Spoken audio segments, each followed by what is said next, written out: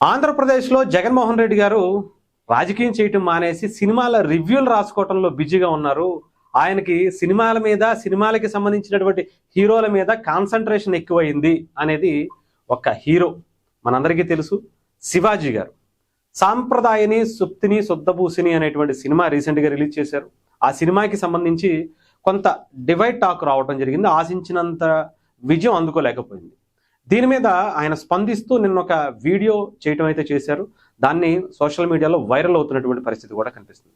ఏంటి అంటే, టార్గెట్ జగన్మోహన్ రెడ్డి గారినే అండ్ పేటీఎం బ్యాచ్ని టార్గెట్ చేసుకుని చాలా క్లియర్గా జగన్మోహన్ రెడ్డి గారు ఇలాంటి చెత్త రాజకీయాలు ఇకనైనా మారండి, ఇప్పటికైనా సరే వీటిని ఆపుకోండి, మీరు రాజకీయాల్లో ఏం ఊడబొడిస్తారో అవి చూసుకోండి తప్ప సినిమాల మీద పడి ఏడవటం ఏంటి, పిచ్చి పిచ్చి రివ్యూలు రాపించడం ఏంటి, పేటీఎం బ్యాచ్ వాళ్ళకి పేమెంట్ చేసి రివ్యూలు రాపించేటువంటి స్థాయికి మీరు దిగజారిపోయారా అన్నట్టుగా ఆయన డైరెక్ట్గానే జగన్మోహన్ రెడ్డి గారికి అండ్ పేటీఎం బ్యాచ్కి ఒక రేంజ్లో ఇచ్చి పడేశారు.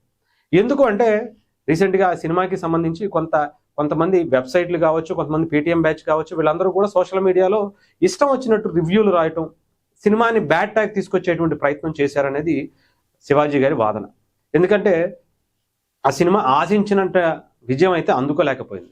అందుకని ఆ బాధలో అన్నారా, లేదంటే దాని గురించి ఏమన్నా ఆయన దగ్గర ఇన్ఫర్మేషన్ ఉందా అనేది తెలియదు. కానీ జగన్మోహన్ రెడ్డి గారిని ఉద్దేశిస్తూ నరేంద్ర మోదీ గారికి నేను ఒక లెటర్ రాస్తాను, జగన్మోహన్ రెడ్డి గారి మీద ఉన్నటువంటి సిబిఐ కేసులు ఏవైతే ఉన్నాయో అవి బేస్ చేసుకుని ఆయన్ని రాజకీయాల నుంచి డిస్మిస్ చేయాలి, ఇలాంటి సిబిఐ కేసులు ఉన్నటువంటి వ్యక్తులు ఎవరైనా సరే రాజకీయాల్లో పోటీ చేయడానికి అనర్హులుగా మనం ప్రకటించాలి అని ఆయన ఒక లెటర్ రాస్తానని చెప్పడం జరిగింది.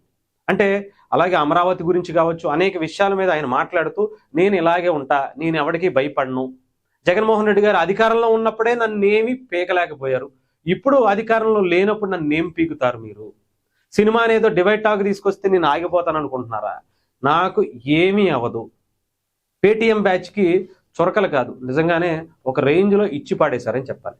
పిల్ల బచ్చాలు మీరెంతరా, మీ బతికెంతరా అన్నట్టుగా ఆయన మాట్లాడినటువంటి తీరు కూడా చూసాం. అంటే ఇది ఒక ప్యాషన్ అయిపోయింది.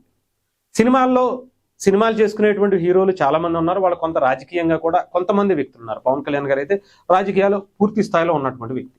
ఆయన్ని సినిమా పరంగా సినిమాలు చేసుకున్నప్పుడు సినిమాలకి సంబంధించి దాన్ని చూసుకోవాలి తప్ప రాజకీయంగా ఆయన్ని ఏదో ఒక రకంగా ఆపాలి అంటే సినిమాలను ఆపేయాలి అనేటువంటి ఉద్దేశంతో పవన్ కళ్యాణ్ గారిని ఏ రకంగా ఇబ్బంది పెట్టారో, ఆయన సినిమాలని ఏ రకంగా ఆపేటువంటి కుట్రలు చేశారో మనం ప్రత్యేకించి చెప్పాల్సిన అవసరం.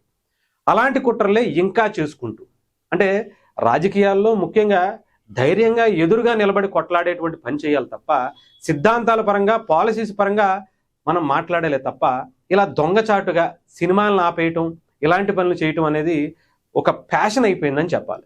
అది కూడా పర్టికులర్గా ఒక పవన్ కళ్యాణ్ గారికి, లేదంటే ఒక ఇటు కూటమికి సంబంధించినటువంటి హీరోలు ఎవరైతే ఉంటారో వాళ్ళనే టార్గెట్గా పేటీఎం బ్యాచ్ రెచ్చిపోవటం అనేది కొంత ఎక్కువ మంది మనం చూస్తూనే ఉన్నాం. సో దీని మీద హీరో శివాజీ గారు మాట్లాడినటువంటి మాటలు చూస్తే ఇది కొంచెం వేరే సైడ్కి తీసుకుంటున్నట్టు అనిపిస్తుంది. కొంచెం అగ్రెసివ్గానే ఆయన ముందుకెళ్తున్నారేమో అనిపిస్తుంది. మరి ఆయన ప్రస్తుతానికైతే రాజకీయాల్లో లేను, నేను ఉన్నది ఉన్నట్టే మాట్లాడతానని చెప్పినటువంటి వ్యక్తి మరి ఇప్పుడు ఇలా మాట్లాడడం, దీనికి ఇది ఎక్కడి వరకు వెళ్తుంది అనేది కూడా చూడాలి.